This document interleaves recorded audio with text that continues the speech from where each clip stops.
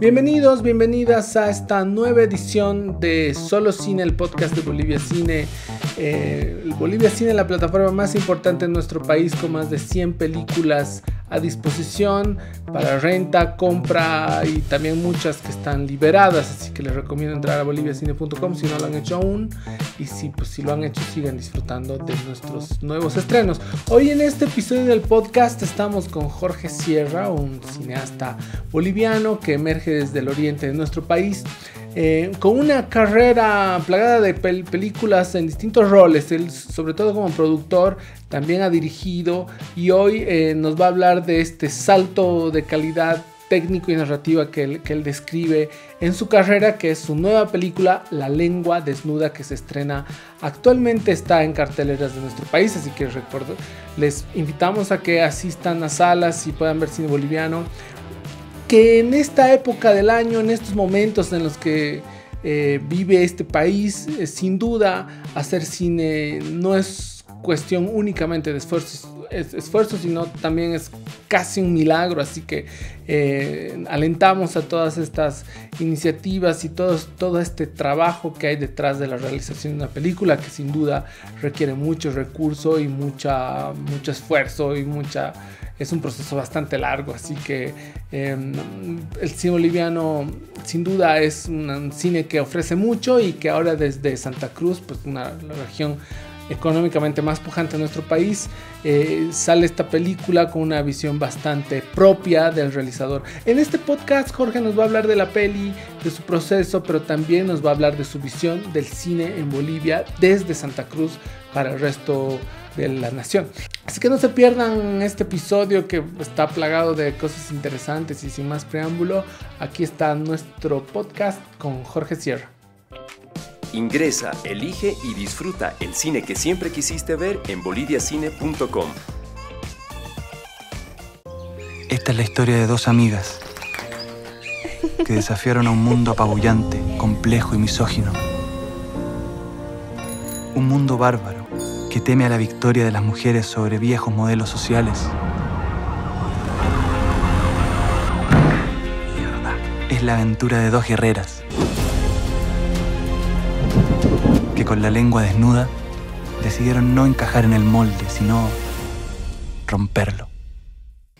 Bueno, Jorge, querido, muchas gracias por ser parte del podcast Solo Cine de Bolivia Cine. Estás a pocos días de estrenar, o quizás ya has estrenado, depende cuándo sacamos este podcast, para conocerte un poco más, tu faceta de productor, director, y que bueno, es un buen momento para conversar un poco lo que más nos gusta a ti y a mí, y pues a toda la gente que también escucha esta segunda temporada del podcast de Bolivia Cine. Así que bienvenido, querido Jorge Sierra. Muchas gracias, Olman.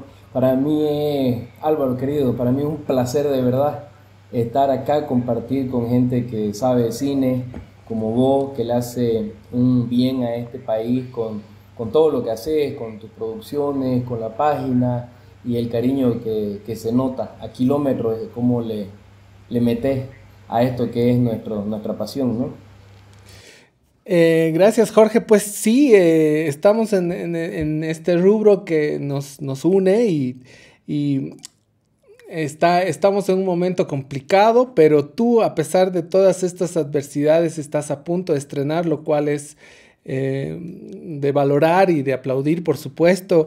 Quiero empezar un poco para que la gente conozca un poco más de vos. Tú tienes una faceta de productor, has producido una película muy conocida y que de mucho éxito, como El Ascensor.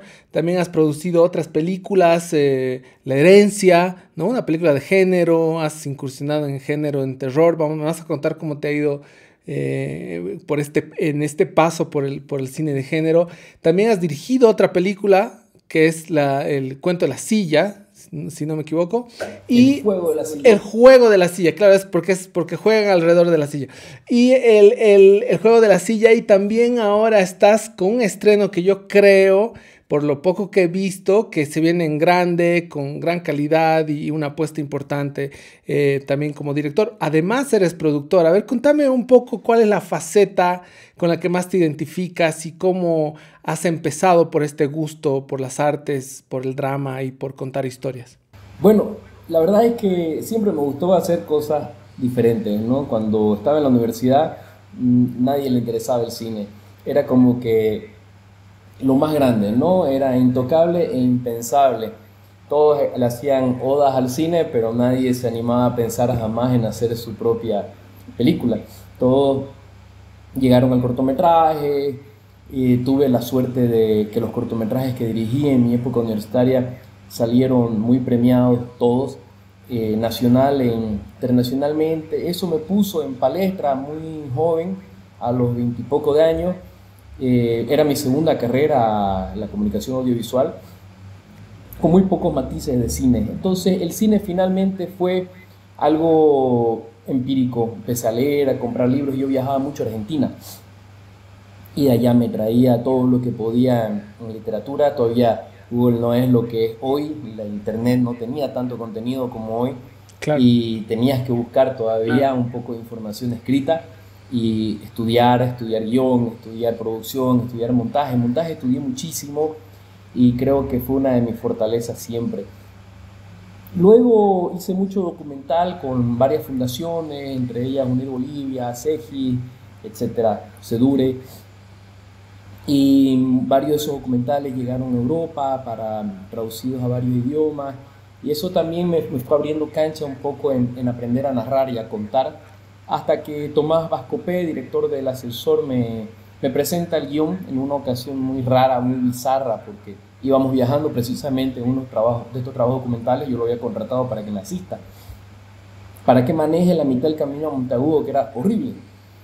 Y cuando llegamos al borde, que ya empezaba toda la parte del precipicio, porque yo llevaba 30 horas sin dormir, le digo, Tomás, bueno, ahora manejás vos. Y Tomás me dice, yo no sé manejar. ¿Cómo? Pero no vamos a morir acá si no manejas vos, si yo no he dormido. No, pero no, ni idea, yo no sé manejar. Y no había vuelta atrás, ya habíamos hecho no sé cuántas horas. Así que ahí le metimos uno energizante, un bolito de coca, no quedó otro. Yo no coqueo, pero esa vez no quedó de más. Y le digo, mira viejo, me tenés que contar algo todo el camino, porque si no aquí nos morimos, es feo el camino a Monteagudo. Y ahí me contó la película, el guión que tenía El Ascensor era muy interesante, y le dijo, escribilo y lo hacemos. Y este loco se puso las pilas, escribió y lo hicimos, ¿no? Tuvo muchas correcciones, se le hizo varios tratamientos entre amigos, entre gente que le entendía el tema. El guión creció mucho y terminó siendo lo que es. Esa fue la primera película en la que yo fui productor ejecutivo. Antes de eso ya había tenido una experiencia con la Ruth Sánchez Kalashnikova, que bueno, me dio una oportunidad de estar en su equipo técnico, yo asistiéndolo al maestro Pérez, no me acuerdo su nombre, de Ucamao, que aprendí muchísimo viéndolo, un dios de la iluminación para mí en aquel entonces. ¿Ahí en Bolivia puede ser? Y además, ahí en Bolivia, así es. Ahí fueron los primeros pininos. Y de ahí vino El Ascensor. Más o menos esa ha sido mi carrera cinematográfica, por mencionarla rápidamente. El Ascensor me enseñó muchas cosas. Me enseñó que Bolivia tiene mucho talento, hablando desde lo artístico, desde la gente que hace cosas maravillosas con nada. Pero también aprendí de que el Estado no existe. Y que quiere sacar provecho de donde puede sin hacer nada. Entonces me di cuenta que era duro. Ahí dije, tengo que entender más, aprender más, y voy a hacerlo con producciones menores. Ahí hice El Juego de la Silla, que fue una película de guerrilla, se grabó en 16 días, en 2 macrolocaciones básicamente. Una experiencia hermosa, nos fue muy bien en taquilla. Y finalmente con Cristian Calvo hicimos la película La Herencia, que ya es una película de terror, mientras que la otra es un thriller psicológico, puede decirse, también tiene terror, poco gore, de todo, ¿no? Era una mezcolanza de todo. Pero La Herencia era terror, un muy buen guión, con muchas falencias a mi parecer como película, pero que me dio también un aprendizaje muy fuerte porque yo hice la dirección de fotografía y fui productor ejecutivo minoritario. Creo que ahí terminé de aprender un montón de cosas que no hay que hacer en el cine y que realmente estamos solos. Terminé de darme cuenta que estamos solos. Fue con esa película que pensé que la próxima película que haga, no soy pretencioso, no quería tener una mega producción, pero sí quería que cumpla mínimamente los estándares internacionales, mínimamente. Esa era mi meta para hacer una siguiente película y pasó mucho tiempo para que eso suceda. Y mira, esto que cuentas me parece muy interesante porque es el viaje que muchos cineastas tenemos, es decir, digamos que nosotros a medida que vamos produciendo aprendemos de los errores y siempre la meta es ir como subiendo el nivel y llegar digamos a estándares de calidad al menos, ¿no? En imagen, técnica y demás, por supuesto guión también, que digamos ya sean sean una apuesta importante y sobresalgan. En el caso de las dos películas que me cuentas de la herencia y el juego de la silla, me interesa mucho esto que acabas de decir, que te fue bien en taquilla, porque yo recuerdo que estuve en La Paz una ocasión y pasé a hacer un trámite ahí a Conacine y casualmente vi una lista de las películas que se habían estrenado ese año y con las asistencias de los públicos y La Herencia estaba arriba, ¿no? O sea, como que, y me sorprendió mucho y me llamó mucho la atención de que una película nacional de género que quizás mediáticamente y publicitariamente no se compara con los majors, con las películas de Hollywood, pero que tenía una importante participación de público. Entonces, ¿cómo ha sido para ustedes y para ti personalmente encontrarte con esta noticia de que el público puede responder, digamos, ¿no? A este tipo de películas de género y terror? Creo que a Bolivia le gusta mucho el cine de terror, para empezar. Y otra cosa es que particularmente me gusta llegar al momento del estreno, o entiendo, mejor dicho, no me gusta. Entiendo que llegar al momento del estreno es llegar a una fase de la película en la que tus fuerzas se tienen que renovar completamente. Creo que eso el cineasta boliviano en cierta forma le cuesta entenderlo y manejarlo. Yo he escuchado de boca de cineastas que dicen que llegamos muy agotados y no tenemos apoyo y no tenemos esto. Llegan al momento del estreno de su película a quejarse. Y no es así. O sea, tenés que llegar al momento de tu película del estreno a quemar todos los cartuchos. Y eso es lo que yo siempre he hecho, desde la primera hasta la herencia. Buscarle la forma, entender qué cosas está gustando en las redes, en la televisión, dependiendo como la época en la que se haya estrenado, y meter todos los tiros ahí, ¿no? Y la promoción es algo que descuidamos mucho en el cine, mucho, mucho.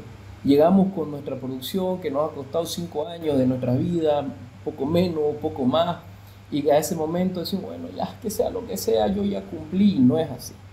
En realidad es el momento en el que el público tiene que ir a verla y decirle si le gustó o no, ¿ya? Y ahí nos aplazamos bastante nosotros. Entiendo, no hay apoyo, una palabra que no me gusta, además, no hay una apuesta tampoco por el Estado, no hay una inversión por el Estado que debería, pero no podemos escudarnos en eso, porque son excusas. Finalmente hiciste una película sabiendo cuáles eran las condiciones antes, entonces no te toma por sorpresa, llegas ahí sabiendo que nadie te va a ayudar, nadie te ayudó y nadie te va a ayudar más adelante, así que hay que meterle nomás. Y me da curiosidad un poco saber cómo financias estas películas, ¿no? Sin hablar de La lengua desnuda, quizás es el mismo proceso, pero al ser una película un poco más ambiciosa, me imagino que has potenciado de otra manera la búsqueda de recursos y de alianzas. Sin embargo, en esta etapa previa tuya, que empiezas a descubrir también tu rol de director, productor y tal vez en otras áreas, ¿cómo has financiado estas películas entendiendo de que no dependías o no dependes del Estado, ¿no? Como la mayoría de nosotros? Bueno, el ascensor, partamos por ahí, ¿no? Que fue mi escuela secundaria, vamos a llamar, la primaria fue allá en Bolivia. Allá en Bolivia aprendí todo lo que no hay que hacer en el cine. Y no estoy hablando de la película porque a mí me gusta Allá en Bolivia, es una película que me gusta bastante, pero yo conozco los pormenores tras las cámaras y hay muchas cosas que perjudicaron en el proceso de la película y que no permitieron que sea un mejor. Y eso estoy hablando hasta el momento del resultado final. Con ese aprendizaje voy al ascensor y entendí un poco que la plata estaba en la parte privada, sobre todo viviendo en Santa Cruz, donde los cruceños nos apoyamos bastante, ¿no? Cuando creemos en algo y cuando vemos un toque un poquito más universal, que creería yo en eso, o regionalista quizás, ¿no? Con el buen sentido de la palabra regionalista, mal estigmatizada por este gobierno que ha hecho que se convierta en una palabra negativa. No lo es. Cuando tenemos esos incentivos, el privado se anima a invertir. Decía, qué bonito, porque vas a enaltecer nuestras costumbres, nuestra cultura, nuestra historia, como le ha pasado a otros cineastas locales, con buenos, malos, medianos resultados, pero ha pasado. Si no, qué interesante, es una historia universal, la gente va a ir a verla también, ¿no? Entonces hay como que una parte del contenido que lo jala. Y más allá a veces que incluso del elenco, hay una venta que tenés que hacer, o sea, tenés que preparar, como cuando vas y picheás a los festivales o a las ventanas o a los mercados internacionales, es lo mismo, solo que lo haces en tu barrio, ¿no? Entre tus anillos, básicamente. Yo recién estoy aprendiendo a salir afuera a vender mi charque. Hasta la misma Lengua Desnuda, mi venta ha sido local. El gran porcentaje del financiamiento de todas mis producciones han sido local. Irónicamente, los que menos me han apoyado han sido amigos. Ha sido gente que ha creído simplemente en el proyecto. Entonces, porque por ahí a veces no pasa, que tiene amigos, tiene contactos. No, irónicamente no, incluso hasta marcas con las que no había trabajado nunca fueron las que más me apoyaron. Cosa que con la Lengua Desnuda no pasó. Ahí sí, bueno, ya tengo un recorrido, ya tengo algunos años, entonces ya con un poco más de nombre resultó un poquito más fácil. Tampoco te voy a decir que fue fácil, porque no lo es jamás. Pero es privada, la respuesta es esa, es privada y listo. Hay una miserable aporte del municipio que, bien, gracias. Específicamente sobre Lengua Desnuda, querido Jorge, contame cómo surge la idea, por dónde va la peli, contame cuál ha sido, cómo ha germinado este proyecto y cómo lo has llevado adelante, ¿no? O sea, ya aparte del financiamiento, sino todo tu proceso, ¿cuál ha sido con esta película? Bueno, yo estaba bastante desencantado del cine luego de La Herencia, te soy sincero, no por La Herencia como tal, sino por lo duro que es encarar una película. Así sea una película de menor envergadura, siempre es difícil, y decidí darle más sentido, más valor quizás al camino privado que venía transitando, ¿no? Y lo hice, estuve un tiempo pero eso no quita que uno siga escribiendo. Tenía unos 3 guiones escritos, lo seguí trabajando, amo escribir desde siempre, desde niño. Uno de estos guiones que se llamaba El problema del mundo en sus inicios, lo había venido trabajando, había nacido una conversación bizarra en algún momento que luego mutó en mi cabeza en una discusión interna que me gustó esa discusión que tuve conmigo mismo, y no sé por qué en algún momento le di un tono femenino. Pasó. Y lo convertí en un ensayo donde 2 mujeres discutían sobre cuál era el problema del mundo. Y mientras que surgía esta discusión, una de ellas dice: el problema del mundo es la lengua. Y ahí dije, este es el título de la película, y me gustó. Y bueno, como todo título, se va alimentando de lo que las palabras van decorando en la misma retórica que se utiliza del guión y la conversa que tienen los personajes imaginarios. Y me gustó, no se movió más, no es una película que haya tenido dificultad en encontrar su nombre más allá de que nació con otro nombre. Y fue así. Pero quedó archivado. Lo había escrito para hacer teatro. Quería hacer una obra de teatro de dos mujeres discutiendo sobre el problema del mundo. Me escribe Mel Quintan desde Miami y me dice: Jorge, ¿te acordás de mí? Claro, digo, actuaste en el elenco Libélula hace mucho tiempo, con un gusto saludarte, ¿no? Y me dice: yo me acuerdo que vos has hecho cine, a mí me encantó El juego de la silla, siempre quise volver a verla. Y dije, me sorprendió cómo alguien podía hacer cine con tan pocos recursos y que quede bien. Ah, bueno, gracias. Hagamos cine. ¿Qué propones? Me dice, yo tengo unos fondos y tengo una empresa. ¿Vos que tenés algún guión? Pásamelo. Le paso 2 guiones. Se queda con el guión de La lengua desnuda y me dice, hagamos este. Yo voy a ponerte a escribir en 3 meses, estoy allá. Yo no me creí, me sonó muy loco el asunto, pero me puse a escribir, hice de 30 páginas, pasó a 65 y llegó esta loca de Miami con su maleta, se instaló acá unos meses y empezamos a buscar aliados, ¿no? O sea, llegamos, ya venía con varias ideas, por supuesto seguimos chateando, escribiendo, empezamos a imaginar la película en gráficas, armamos una carpeta de presentación, creamos un speech, creamos una buena carpeta y cuando estuve en Santa Cruz le dimos una vuelta al poblado y encontramos los primeros aliados, entre ellos José Luis Cabruja, con Cabruja Film, por supuesto, que fue un buen respaldo para la película. Otras instituciones femeninas que no voy a mencionar por los estigmas de los que te hablaba hace un rato y el facilismo de boca que tiene el boliviano para deslegitimizar las cosas. No, pero este espaldarazo femenino de Santa Cruz con su firma ayudó que otras marcas le den valor. Por ejemplo, ¿no? Nosotras, fulana de tal, consideramos que esta película y este guión en pro de la mujer es necesario para Santa Cruz, Bolivia y el mundo. Con esa carta llamamos la atención de un par de marcas y empezamos así, esta rueda de aliados, asociados, pudimos grabar unos videos, hacer una foto y empezaron a aparecer algunos asociados ya, no estamos hablando de marcas, sino personas que quisieron apostar conociendo mi trayectoria y básicamente así nace La lengua desnuda. Ay, vivir así es una epopeya homérica.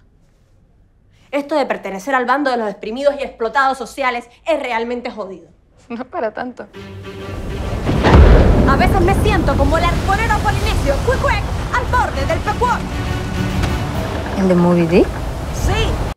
Es un montón de trabajo entonces que hay detrás, ¿no? ¿Cuántos años de desarrollo? Son 6 años de desarrollo, pero que se quede en secreto. Y todas las etapas son difíciles, pero ¿cuál es la que más te ha costado? Creo que postproducción fue la más difícil, porque, a ver, es que a mí me tocaron todas, Álvaro. Me tocó la búsqueda de capital en la plena lucha de los 21 días famosos, ¿no? La caída de Evo, llamémosle así para no ponerle otro título. Así que en esa revuelta adelante y el después andaba yo buscando plata, imagínate vos. Pero después logramos conseguir el dinero y todo, conseguimos asociados en otros países, México se involucró. Esto es una anécdota lindísima y rarísima porque México, haciendo una pequeña pausa, agarra y dice, yo quiero estar en esta película, un productor, voy a poner 3 millones. Yo voy a poner 1 millón, voy a conseguir 2 millones más que puedo. Así, estaba enamorado del guión, le encantaba. Esto rompe con todo el guión que se escribe en México, que siempre es la misma huevada, yo quiero esto de acá. Estaba enamorado. Entramos al COVID, pero y se murió. No, no me digas. Pero él había pedido que súmenle al guión, escríbanle esto, metemos esta escena y nosotros empezamos a soñar, claro, teníamos 3 millones, ¿no? Entonces creamos escenas de fantasías, ya no eran tan orales la parte imaginativa, le aumentamos, pues, ¿no? Calda al fuego. Y Y cuando ya obviamente no se iba a hacer con esta persona, ¿qué hacemos? Decimos, no, pues ya éramos un grupo grande, ya estábamos todos involucrados, ya habían carpetas, ya estaban todos los dibujos de arte, todo el vestuario, todo armado, estaba todo listo. Y decimos, hay que bajar el guión de nuevo. Y Melissa y yo decimos, no, esto es lo que hay, y soñamos, ya lo vimos, lo vamos a hacer así. No va a ser con 3 millones, pero lo vamos a hacer. Wow. No sé. Y ahí mi sueño de tener una producción holgada alguna vez en mi vida se vino abajo, porque no fue así. Evidentemente el guión era grande, la producción a la que aspirábamos era grande, y con lo que teníamos lo hicimos, ¿no? Dijimos, no vamos a dejar pasar un día más, el guión es bueno, ya tenemos todo, solamente hay que ser creativos. Y con muchísima creatividad empezamos a hacer una improvisación muy inteligente, redujimos nuestro calendario de 8 semanas a 4, ¿no? Con una semana más de grabaciones para, ¿cómo se llama? El reshooting. Para las escenas de interiores, claro, exactamente. Lo hicimos, salió bien, y cuando terminamos de grabar sabíamos que necesitábamos una mano importante en VFX afuera, y lo conseguimos con Colemba, que creó las máscaras para nuestras escenas de efectos visuales, y que la película, bueno, tome las características con las que habíamos soñado, ¿no? Pero la parte de postproducción fue la más difícil. Uno, porque como te digo, todas las fases fueron complicadas. Grabamos en la tercera ola, durante la tercera ola de pandemia, que si bien te acordás, la primera nos encerraron, en la segunda medio nos soltaron, se murió un montón de gente, y en la tercera nos volvieron a encerrar, ¿no? Entonces, sí, la tercera fue dura la tercera. La tercera fue gravísima. Así que era con muchos permisos, con mucha matufia, muchas mentiras para poder movernos, el pie del municipio siempre atrás nuestro, pero bueno, sin quejarme, porque era lo correcto además, ¿no? Ahí no tengo que quejarme, nos estaban cuidando y lo hicimos. O sea, Farmacias Telchi, por ejemplo, que fue una de los inversores, nos cuidó mucho en ese sentido, con muchos elementos de seguridad, y bueno, pero fue duro grabar en pandemia, fue bien duro. Imagínate, un contagiado y se acababa la película. Y no lo tuvimos, claro. No tuvimos ni un solo contagiado. Pero después de eso también hemos tenido otras crisis políticas, nos tiramos todo el dinero en la producción, no teníamos cómo encarar la postproducción, así que tuvimos que volver a salir a buscar. Ganamos 8 premios en Fiscal y Colombia, y eso fue un alivio brutal para nosotros. Y la postproducción nuestra ha demorado 3 años ahora. 3 años. Se editó el primer corte acá, en Bolivia, el segundo corte en México, el pulido final en Miami. Luego los VFX se hicieron en Colombia. Tuvimos una primera instancia de sonido en Colombia también que no nos gustó. Eso atrasó el proyecto 6 meses. Perdón, 1 año en realidad. 6 meses fue que no la pilotearon y tuvimos que salir a buscar. Y Yagan apareció, levantó la mano. Y vos debes saber quién es Yagan, es una gran empresa de sonido chilena, que sí, muy prestigiosa. Sí. Nosotros no podíamos creer, estábamos felices de que nos abran las puertas. Les encantó el proyecto, dijeron, esta es una película distinta, es un cine que Latinoamérica necesita ver y nosotros creemos. Entraron y ahí le pusimos 3 meses más, un poquito más en realidad, y el sonido de la película es una de las mejores cosas que tiene. Ahí mismo también en Chile se hizo el color, lo hizo un cubano, Ignacio, que es un capo, un crack, y eso, o sea, como te darás cuenta, se hizo, en cada rincón del mundo se hizo un poquito para poder construir esta película. Fue muy largo coordinar una postproducción en virtual, muy duro. Sí, entiendo lo que cuentas, y la gente que escucha también me imagino que poco a poco va a entender cómo son estos procesos, ¿no? O sea, a veces los productores, directores tenemos que buscárnosla, ¿no? Y agarrar la carpeta, la película bajo el brazo, ir tocando puertas y buscar oportunidades. Y creo que al final las películas, cuando tienen espíritu y buen corazón, o sea, están hechas con corazón, con alma, con fuerza, entonces se abren paso y eventualmente salen a la luz, que es lo que está pasando en este momento con tu película. ¿Estás contento con el resultado? Creo que es mi mejor producto en general en mi vida, ¿no? Yo he hecho muchos cortometrajes, muchos documentales, trabajo ya en varias películas, no la cantidad que quisiera, ¿no? Si comparamos a un productor o director mexicano, quizás de nuestra edad llevan una buena cantidad porque tienen el mercado y tienen el respaldo, ¿no? Pero no me quejo, o sea, tengo mi quinta producción cinematográfica y estoy muy contento con el resultado.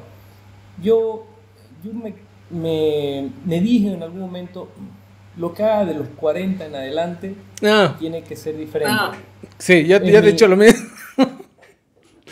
Aquí hay una raya que marca un antes y un después, ¿no? Quiero que este sea mi nueva firma, mi nueva mirada. Y así estoy sintiéndola. Es una película que no me canso de verla. No me pasó con ningún otro producto. Nunca vi otro producto mío tantas veces.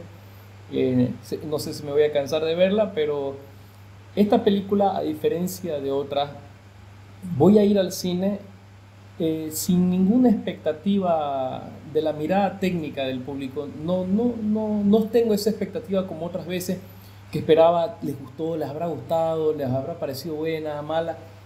Hoy no, porque yo estoy contento, ¿no? Estoy satisfecho con el trabajo que he realizado.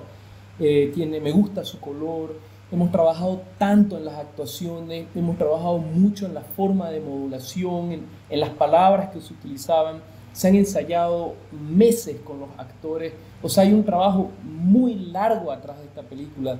Se hicieron bosquejos del café, que es una de las principales locaciones, durante meses también, hasta encontrar ese cafetín al estilo Buenos Aires con el que yo soñaba.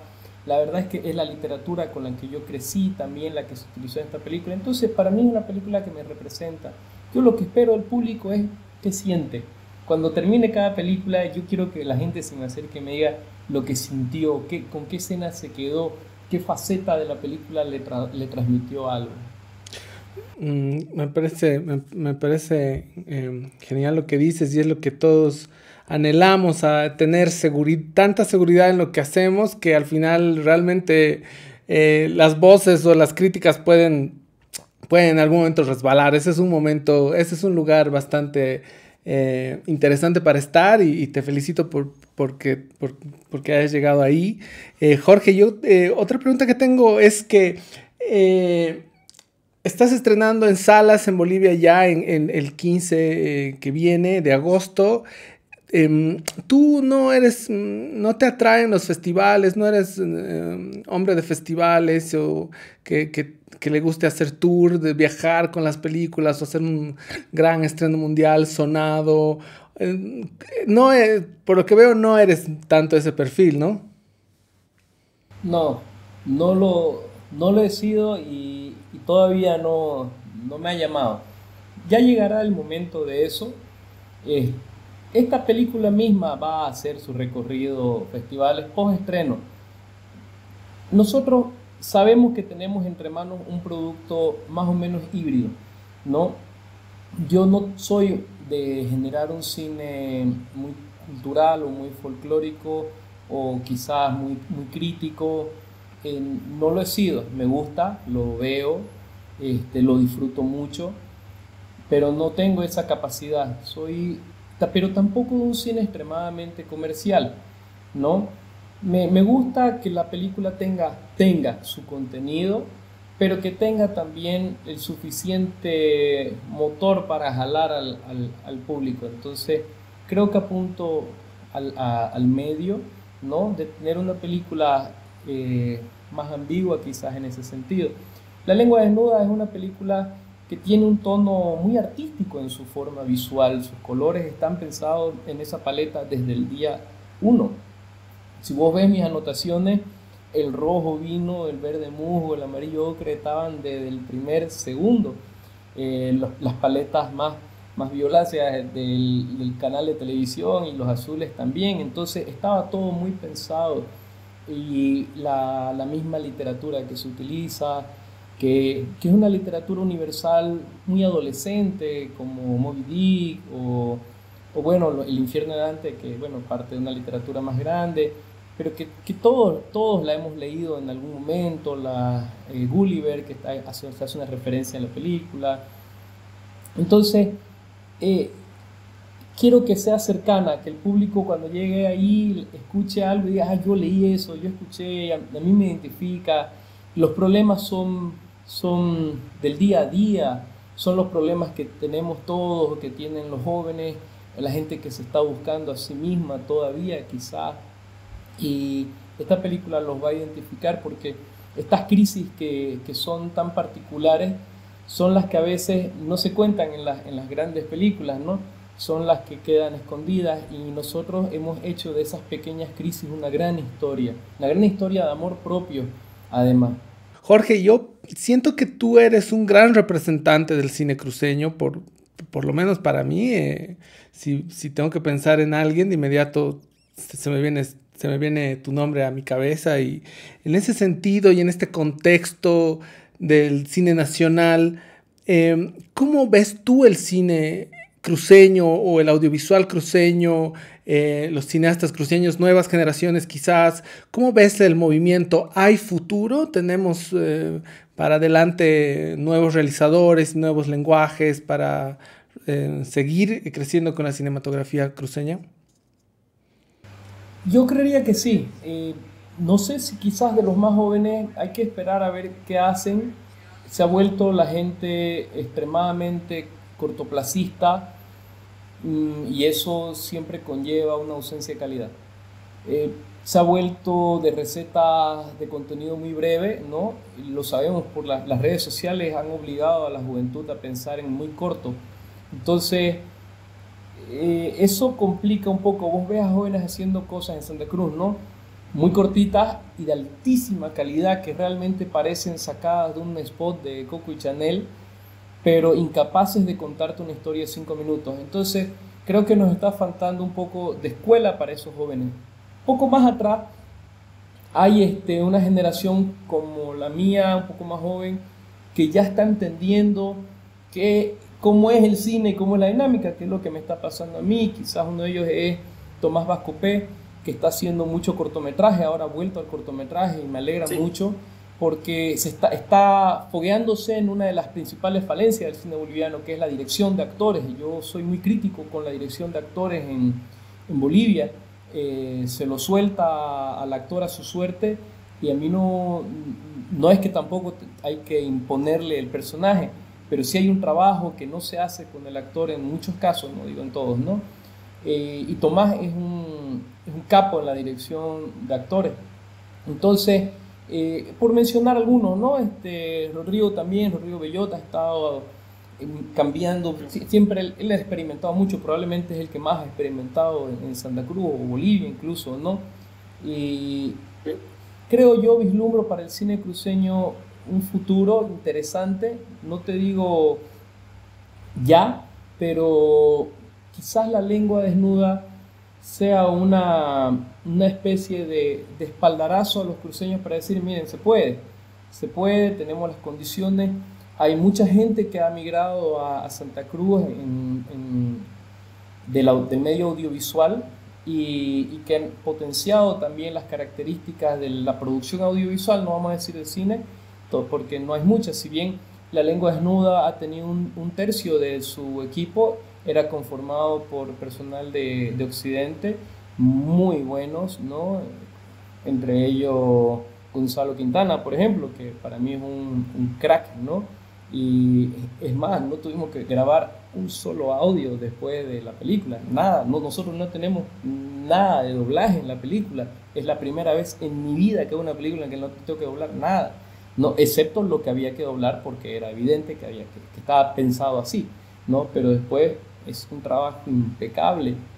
Y los demás son cruceños, muchos debutantes. Estaba ahí Ítalo Cabruja, que si bien tiene mucho trabajo en fotografía comercial, en la película La lengua desnuda entró desnudo, chuto, porque realmente se dio cuenta, él tenía muy claro que narrar para un spot una cosa y para una película otra. Entonces Yo agradezco a Ítalo porque él confió muchísimo en mí. Él entendió que el cine es más sucio, no es tan pulcro, ¿no? Que el cine muestra otras cosas, que tiene planos mucho más grandes, que se acerca de otra forma al personaje. Ítalo es impresionante, es una esponja y es un hombre que una vez que entiende algo te propone 10 cosas más. Yo creo que los cineastas de Bolivia deberían trabajar más con Ítalo porque es un plus que de alguien que te escucha y que va a aportar más. Entonces es una película que tiene eso, ¿no? Y creo que Santa Cruz está ahora con muchos elementos de ese tipo. Yo vislumbro un cine muy parecido a La Lengua, quizás un poco más de acción, un poco más de aventura, porque en Santa Cruz, seamos sinceros, no somos tan folclóricos, no somos tan críticos, somos un poco más, ¿qué te puedo decir? Más desenfadados quizás con el día a día. Sí, creo que lo que dices es verdad, que una película como La Lengua Desnuda, con la calidad que de entrada demuestra, puede motivar a otros sectores a empezar a activarse también y demostrar que es posible, no solo en Santa Cruz, en otras regiones también, en Cochabamba tenemos la misma lucha. Sin embargo, creo que Santa Cruz ahora es el centro neurálgico del país en muchos niveles, ¿no? O sea, las Olimpiadas de 4 representantes bolivianos, 3 son de Santa Cruz, ¿no? Como tú dices, el audiovisual se ha trasladado a Santa Cruz. Hay la posibilidad, con las condiciones que tiene Santa Cruz, de tener un film commission. Mira, estamos en eso. Estamos en eso y me parece que si lo logramos podría ser un paso muy importante. Yo por primera vez en muchos años me he alejado un poquito de la Asociación de Cineastas de Santa Cruz. Han sido 15 años o 14 años poniéndole el hombro. Vos sabés lo que ha sido todas las gestas que se han llevado a cabo para poder hacer algo por el cine en Bolivia. Y en Santa Cruz en ese tiempo se avanzó bastante, hemos logrado cosas interesantes, pero bueno, llega el momento en que uno se cansa y también hay que dar paso a otros. Y ahorita tenemos una directiva muy interesante, además que liderada por Alejandro Fuentes, que para mí es un emblema del audiovisual boliviano, ni siquiera cruceño, porque es alguien que ha hecho mucho por todos. Y creo que puede ser que se plante esa semilla en esta gestión. Ojalá sí sea, porque sería muy importante no solo para Santa Cruz, sino para Bolivia. Porque si Santa Cruz logra demostrar cómo hacer cine de otra forma, quizás más híbrida, un poquito más mixta, ¿no? Sin depender tanto de lo público, podríamos estar implementando una fórmula nacional interesante. De todas formas, hay que esperar, hay que ver. Yo tengo mucha fe, es una directiva compuesta por gente brillante y veremos qué pasa con los años. Ojalá que sí, Alejandro. Un saludo para Alejandro Fuentes, el profe que como tú dices ha impulsado varias carreras, entre ellas la mía. Yo he conocido y me he entusiasmado con el audiovisual por el FENAVID y por los primeros festivales de FENAVID allá por el 2002, 2003. Ya tenemos nuestros años, Jorge, así que bueno, ya tenemos cosas que contar. Que quería... ¿No? Ya han pasado los años. Menos mal, todavía seguimos aquí. ¿Cómo ha sido ese encuentro tuyo con el Estado y digamos, qué conclusión sacas de todo esto, ¿no? Después de tanto tiempo que al final estamos un poco a la deriva, pero ¿cuál es tu visión al respecto del día de hoy, no? Mira, es un tema delicado. Yo tengo mi punto de vista. Mis compañeros lo saben. Trato de medirme porque soy de decir la cosa muy de frente y no que va a cambiar, ¿no? Pero sabemos que el Estado se caga en la cultura, ¿no? En el arte al menos, porque la cultura la sabe utilizar muy bien. Que quede clara la palabra, utilizar. Bien. La poca inversión en cine que se ha hecho fue por el mismo camino. Tenía una doble, ¿no? Es una vergüenza que no tengamos una ley del cine decente. Es aún más vergonzoso que no haya norma. Y no solamente por el Estado, también por nosotros como gremio, porque no supimos ejercer presión, no supimos unirnos nunca. Todavía me tocó muy joven y con muy poca representación quizás para liderar más desde acá, ¿no? No me ha tocado ese rol, siempre he sido parte. Espero tener mi momento, pero no lo estoy buscando, pero sí lo espero, porque en algún momento espero tenerla más clara. Todos los resentimientos con los que colegas nuestros hablaban de la deuda, de un cineasta acá, de un cineasta allá, es ridículo. Trancaron una ley por año por hablar de una deudita. ¿Por qué eres una deudita? Hablar de $1 millón es una deudita. Eso habla de la pobreza de mentalidad cuando estás mirando hacia atrás la deuda de otros y te olvidas de que hacia adelante está el futuro, por castigar a los que se robaron y los que no hicieron, y un discurso ridículo que nos llevó a pelear años y tocar la ley y que no nos permitió unirnos. Entonces nosotros también tenemos mucha culpa, y ese es un ejemplo de varios, ¿no? Que la norma tiene que darle favoritismo a los indígenas, y que los blancos tienen que tener acá, y que los de la ciudad, y que los campesinos, mierda, como si no fuéramos todos iguales. Perdón por la mala palabra, pero Tranquilo. Pero es que cabrea, viejo. Y en esas discusiones ridículas nos dividieron, como dividieron a todo un país en muchos asuntos que no permitieron que avancemos como bolivianos, o como cineastas bolivianos en este caso. Y a mí me cansó esa politiquería, esas promesas absurdas, y en algún punto yo dije, hagamos la nuestra, porque con el Estado no vamos a llegar a ningún lado. Además de que cada vez de que hubo un mísero fondo, jamás llegó un centavo a Santa Cruz, históricamente hablando. Y no lo veo que vaya a llegar, o sea, perdón, pero siempre nos hicieron así. La lengua desnuda aplicó a esta cosa de los... ¿Al PIU? ¿Cómo se llama? Al PIU. Con un proyectazo. ¿De verdad? Un proyectazo que te garantizo que tenía. Yo ya tenía 4 películas además, digamos, ¿no? Claro que aplicó. Y vos sabés que nos dejaron afuera por un tecnicismo barato. Así es, entonces sabemos que siempre se queda todo allá y toda esa vaina. Entonces yo en algún punto he dicho, la verdad es que seguir mirando hacia allá, hacia arriba, hacia los Andes, no es lo mío. Hagámosla acá. Y cuando la hagamos acá, acuérdense de algo, sé que es lo que yo hablo con la gente de acá. Acuérdense que es lo que va a pasar.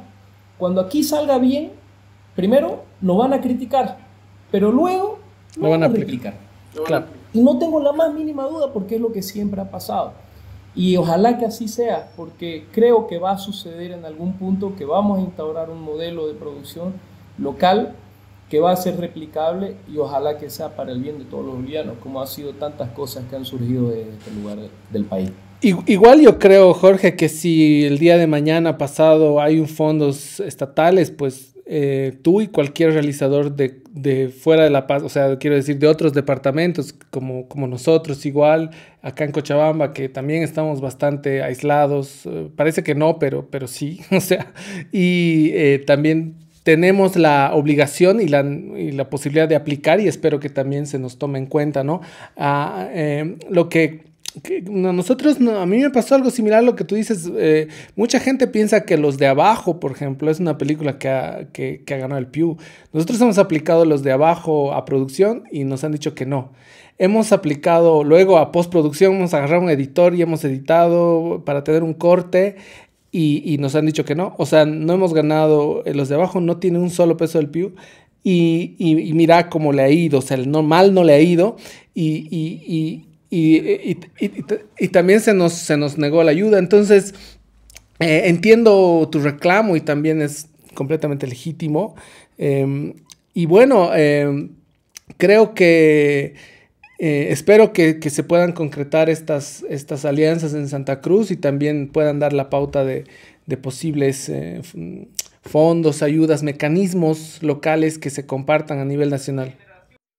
Una generación la que puede sentar un precedente y empezar a dejar de mirar tanto hacia atrás como lo hicieron los mayores de hace 10 años, porque esas miradas hacia atrás, esos enfados viejos, no sirven de nada, así de sencillo. O sea, nadie anda con su muerto a cuesta, nadie, porque no se avanza, se camina lento y pesado y hediondo encima. Hay que andar libre y mirando hacia adelante. Entonces, eso es ver qué es lo que está funcionando en el mundo, cómo nos adaptamos a lo que se viene la inteligencia artificial con muchísima fuerza, y nosotros estamos terminando recién una ley que pretende ser digital y estamos entrando al mundo de la inteligencia artificial. No podemos estar atrasados 15, 20 años. Entonces toca entender un poco más, toca ponerse fuerte, toca ver cómo hacer gestiones quizás más eficientes desde lo... Primero quizás será desde lo regional, desde nuestras trincheras, para luego abonar fuerzas de nuevo y quizás empujar de nuevo el carro, como ocurrió en algún momento en el 2015, que fue cuando quizás fue más fuerte el colectivo de cineastas y que bueno, con los años lo lograron desgastar. Ojalá podamos volver a retomar eso. Yo creo que es nuestra generación a la que le va a tocar. Siento que dos películas que se vienen, como La lengua desnuda y A mano propia de Gori Patiño, son una muestra de que se puede hacer cine sin depender necesariamente de fondos estatales o la mano del Estado, y que todo depende del empuje que nosotros hagamos con nuestros proyectos, como lo has hecho tú, lo hacen estos chicos en La Paz, que son Macondo, ¿no? Los que están haciendo A mano propia de Gori, a quien también les mando un saludo. Y bueno, querido Jorge, para finalizar, pues desearte todo el éxito con el estreno de La lengua desnuda. Por supuesto que nosotros, todo el equipo de Bolivia Cine, Empatía Cinema va a estar ahí en el cine para ver tu nueva película, tu nuevo estreno, tu nuevo bebé. Por supuesto, los que hacemos cine sabemos lo que cuesta, así que no me voy a cansar de felicitarte y de mandarte fuerza. Así que seguramente vamos a volver a conversar en el futuro sobre tus nuevos proyectos, y vamos a hacer otro episodio más para seguir conectándonos contigo, con realizadores de Santa Cruz y también de otras regiones del país. Así que muchas gracias por haber asistido a este episodio de el podcast de Bolivia Cine. Gracias, Álvaro querido, para mí un placer siempre. En Santa Cruz vamos a empezar a mover un pequeño taller que va a develar todas las formas en las que se hizo la película, desde recaudación hasta la parte técnica, dirección de actores y postproducción. Es un taller que dura 3 horas aproximadamente, y vamos a ver si a finales de año lo empezamos a mover también, porque lo bueno, o lo aprendido mejor dicho, hay que compartirlo, y no podemos esperar nada del Estado, así que somos nosotros los llamados a regar conocimiento. Así que bueno, eso te dejo para que también la gente que te escucha sepa que vamos a estar compartiendo todo lo aprendido. Gracias, y sigamos haciendo cine. Gracias a ti, Jorge, y bueno, a toda la gente que escucha, pues gracias por compartir este espacio y gracias por estar con nosotros. Nuevamente quiero decir a la gente que nos ha estado pidiendo nuevos episodios del podcast, pues aquí estamos cumpliendo, y ahora digamos con un poco más de producción y todo sea por levantar y mantener vivo nuestro cine. Así que muchas gracias a todos, a todas por escucharnos, y nos vemos en el siguiente episodio.